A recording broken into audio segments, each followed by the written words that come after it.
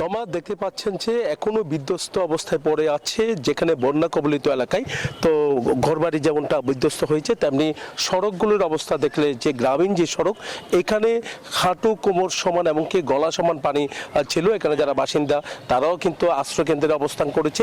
তো সড়কগুলোর অবস্থা বেহাল আমরা যেমনটা দেখছি, তেমনিভাবে কিন্তু বিশুদ্ধ পানির সংকট দেখা দিয়েছে। যেখানে নলকূপ ছিল, নলকূপের পানি এখন বিশুদ্ধ হয়ে পড়েছে, যেহেতু বন্যার পানি এখানে ছিল, এমনকি নলকূপও কিন্তু বন্যার পানিতে তলিয়ে গিয়েছিল।